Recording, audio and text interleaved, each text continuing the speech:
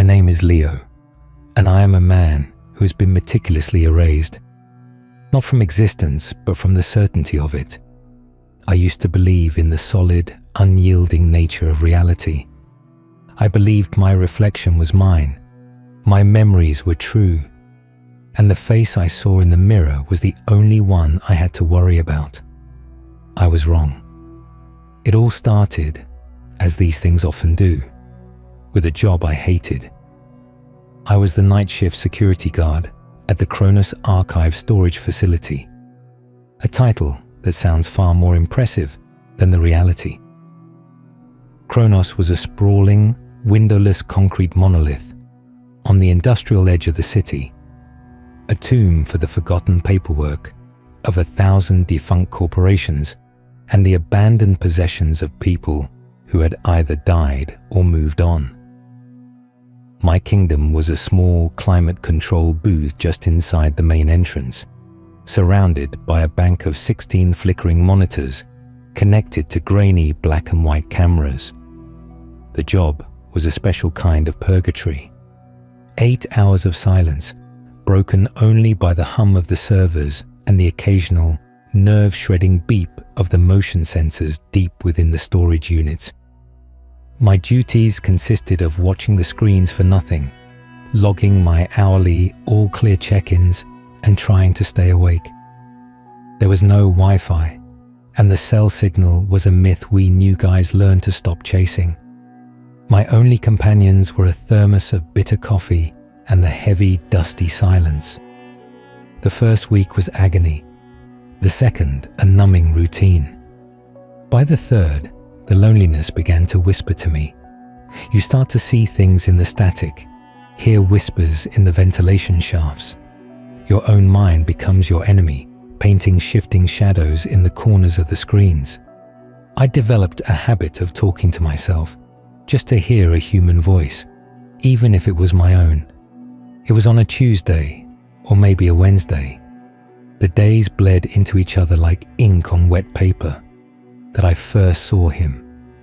It was 3:17 a.m., the witching hour, when the world feels thin and the veil between what is and what might be is at its most fragile. I was on my third cup of coffee, my eyes gritty and dry, tracing the lazy path of a dust mote in the glow of the monitors. Camera 7 covered the long, narrow aisle of the high-security vault wing. It was a desolate place, all reinforced steel doors and cold, concrete floors. On the screen, something moved. I jolted upright, my heart seizing. Intruder. My training, rusty and unused, kicked in. I leaned forward, squinting at the grainy image. The figure was tall, wearing what looked like dark pants and a light-colored jacket. My jacket, the standard issue Kronos security windbreaker. My blood ran cold. That was impossible. I was here, in the booth. There was no other guard on duty. The figure was walking away from the camera, his posture a perfect mirror of my own tired slouched gait. He had my hair, my height, the slight imbalance in my shoulders from an old football injury. It was me. No, I whispered to the empty booth, my voice a dry croak. It's a trick of the light. A glitch I watched, paralyzed, as the figure, Leo, stopped at Vault B17. He didn't fumble for a key or punch in a code. He simply stood there, his back to the camera, motionless. Then, with an unnerving, deliberate slowness, he began to turn. The camera feed was low resolution, the detail smeared into shades of grey, but I saw his face clearly. It was my face. The same tired eyes, the same stubble I'd neglected to shave that morning, the same small scar above my left eyebrow from a childhood bike accident. Every detail was perfect. And then he smiled. It wasn't my smile. I'm not a particularly happy guy. But when I do smile, it's a hesitant, lopsided thing. This was a wide, predatory grin that stretched his my lips too thin, revealing too many teeth. It was a smile of ownership, of vile intimacy.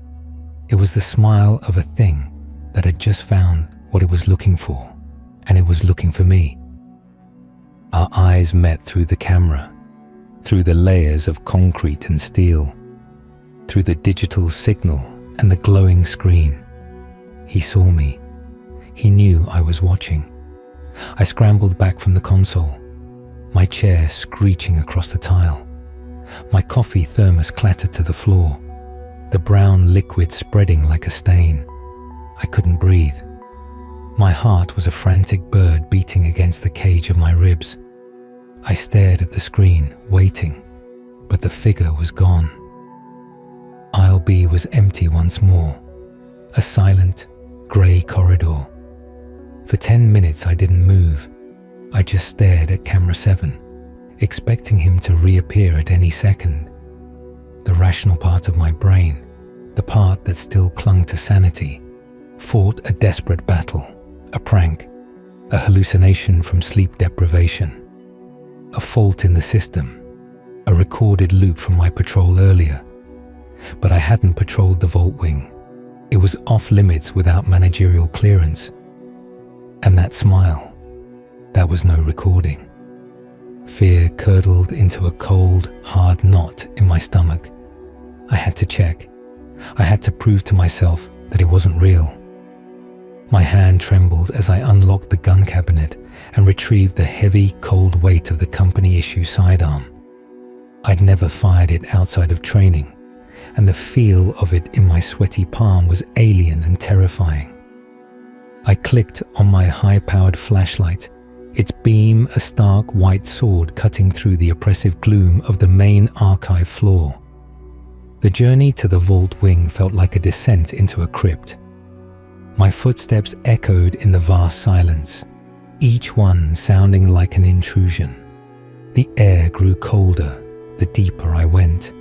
The motion-activated lights flickered on ahead of me, creating a tunnel of illumination that seemed to push the darkness back, but never dispel it entirely. I could feel the weight of a million forgotten stories pressing in on me from the stacked units. Finally, I reached the reinforced door to the vault wing. I swiped my keycard. A green light, a soft click, and the door swung inward with a sigh of compressed air. Aisle B was exactly as it had appeared on the monitor. Sterile, silent, and chillingly empty. I walked down its length, my flashlight beam darting into every shadow, my gun held in a white-knuckle grip. The concrete floor was clean, unmarked by footprints. There was no sign of anyone. I reached Vault B17. It was identical to all the others, a featureless steel door with a keycard slot and a numeric keypad. I tried my keycard. A red light blinked. Access denied. Of course, I had no business being here. I stood there for a long moment, listening to the frantic thumping of my own heart. Nothing. No sound, no movement. The air was still and cold. Relief, warm and weak, began to seep into my veins. It was a glitch. It had to be. My mind, starved for stimulation, had conjured a phantom from the digital noise.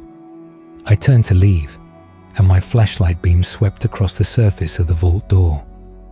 There, in the thin layer of dust that coated the cold steel, was a smudge, a perfect, clear fingerprint, and next to it, someone had used a finger to write a single word in the dust. Soon, I ran. I didn't care about professionalism, about the job, about anything. I ran back through the labyrinth of aisles, my breath coming in ragged, sobbing gasps. I didn't feel safe until I was back in the booth, the door locked behind me, the gun still clutched in my hand. The rest of the shift was a blur of terrified vigilance. I watched all 16 screens, my eyes darting from one to the other, expecting to see my own face staring back at me from every corner of the building. But he was gone. The sun finally rose, painting the sky a sickly orange-grey, and the day shift guard, Dave, arrived with his usual cheerful ignorance. "Rough night, Leo?" he asked, seeing my pale, sweat-sheen face. "You have no idea," I mumbled, shoving the gun back into the cabinet and grabbing my coat. I didn't tell him. He'd think I was crazy. Maybe I was. I went home to my small, cramped apartment. I drew all the blinds, locking out the daylight. I couldn't sleep. Every time I closed my eyes, I saw that smile, that terrible, knowing smile on my own face. I checked the locks on my door 3 times. I piled a chair under the doorknob. I was acting like a character in a bad movie, but the fear was a physical thing, a cold stone in my gut. The thought of going back to Kronos filled me with a dread so profound it felt like a physical illness. But I had to. I needed the money. And more than that, a desperate, morbid curiosity had taken root. I had to know. What was it? Why was it wearing my face? What did soon mean? That night, I returned to my post like a condemned man walking to the gallows. I had brought a personal laptop, a high-capacity hard drive, and a resolve forged in pure terror. I was going to get proof. The hours ticked by with agonizing slowness. 10 p.m., midnight, 2 a.m. The monitors showed nothing but empty, static-filled corridors. I had the system's recording software ready, my finger hovering over the capture key. I'd also set up my laptop to record the main monitor itself, a redundant failsafe.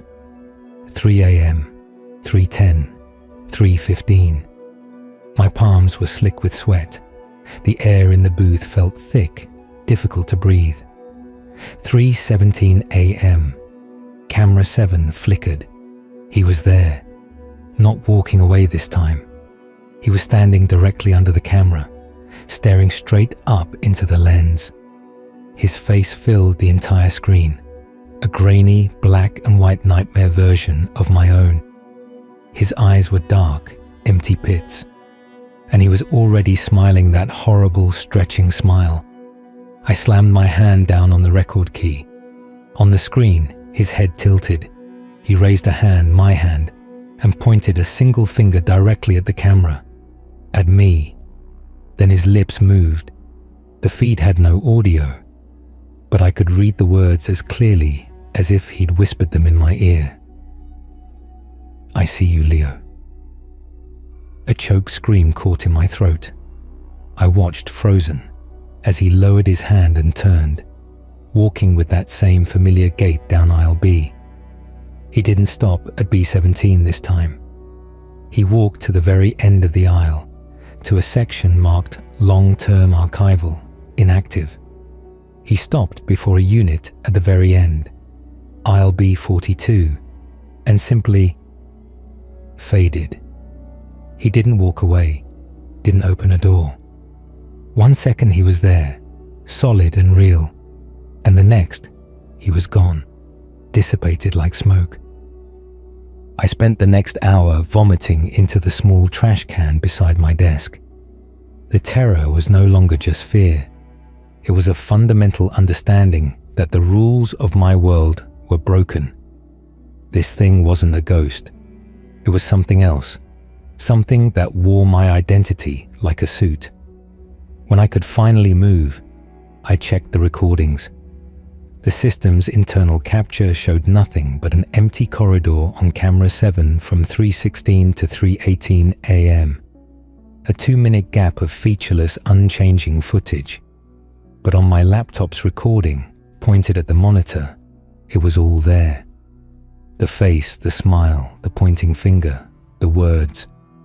The proof was in my hands, a digital ghost that the system itself had tried to erase.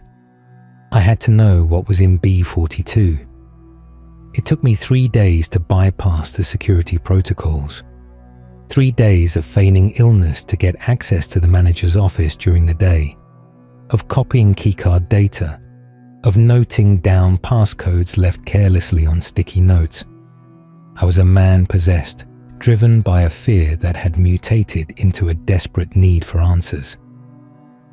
The following night, armed with the stolen access codes and my recorded proof on a USB drive tucked into my pocket like a talisman, I went straight to the vault wing.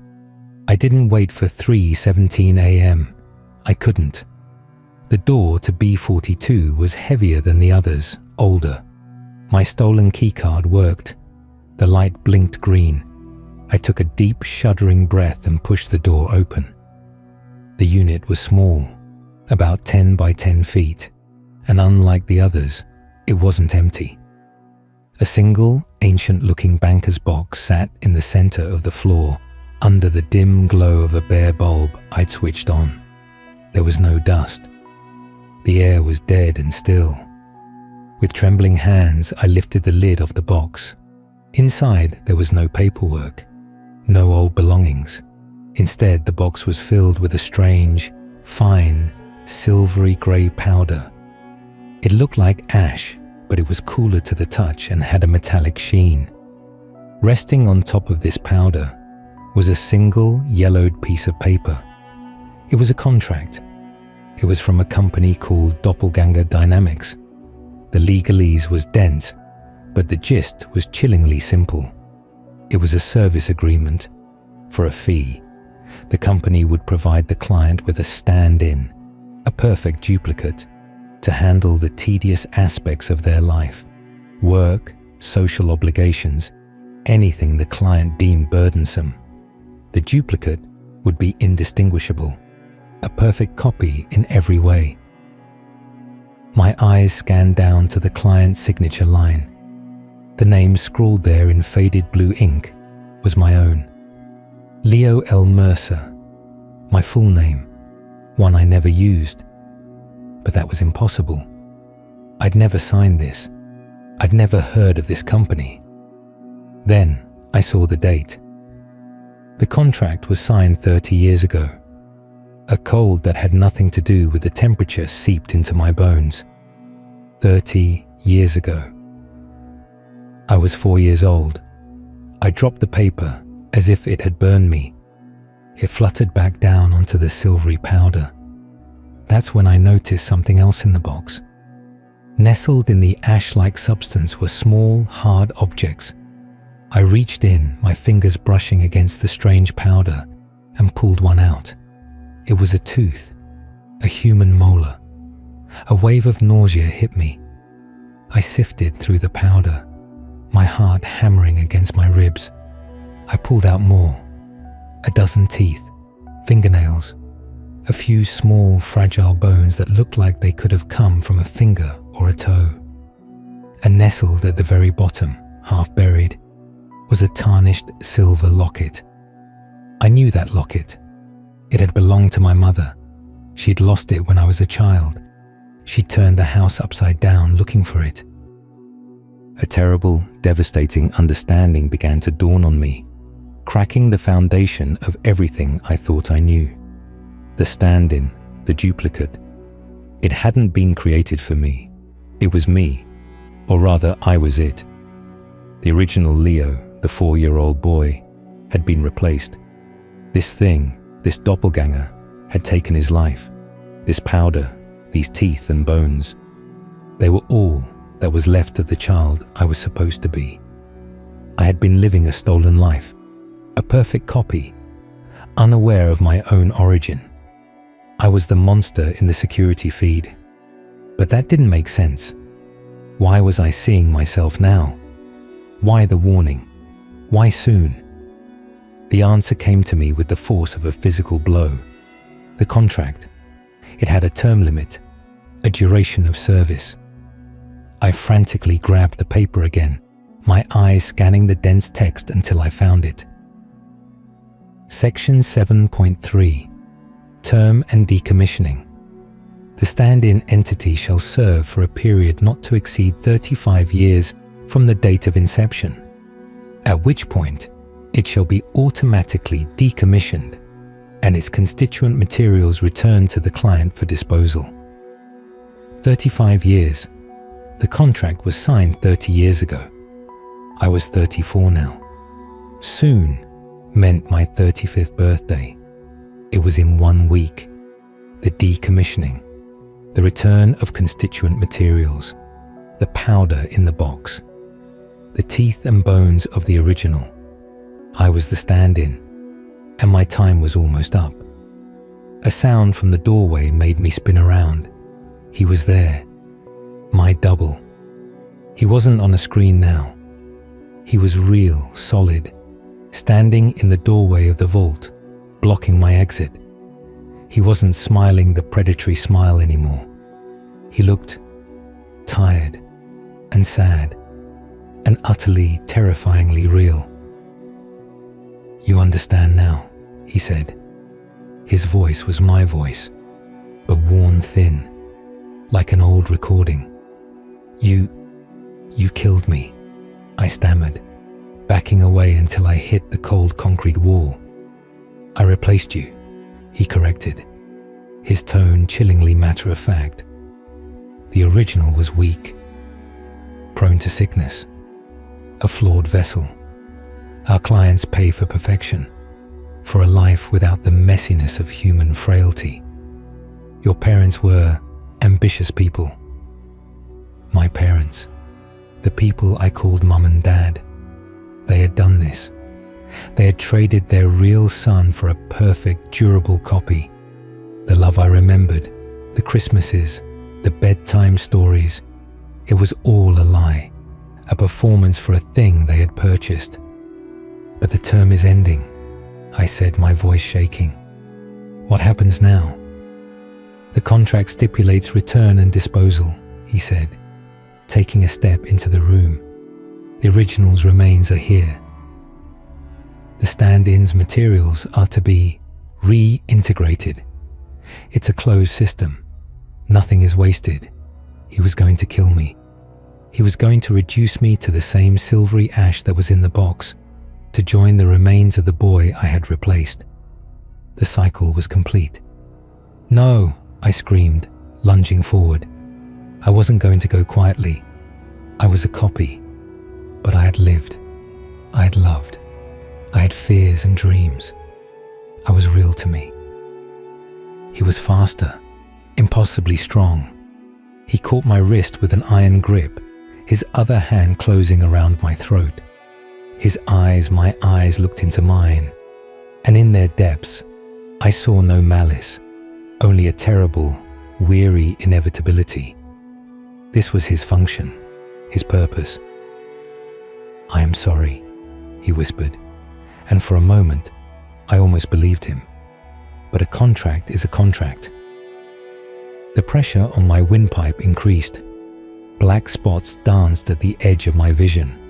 I struggled, clawing at his arm, but it was like trying to bend steel. My strength was fading.